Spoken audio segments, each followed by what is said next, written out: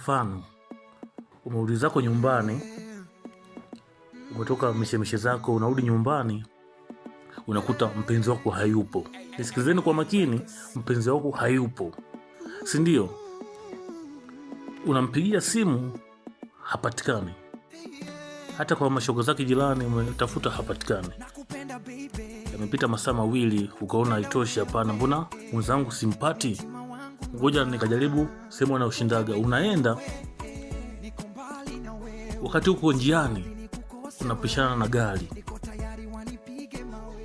ya rafiki yako, afu mke wako kakaa nyuma ya gari, walisahau kufunga kioo, wamekaa nyuma. Kwa mfano wewe utahisi nini? Jibu fupi fupi. Je, amempa lifti au wametoka mishe zao? Huo ni mfano.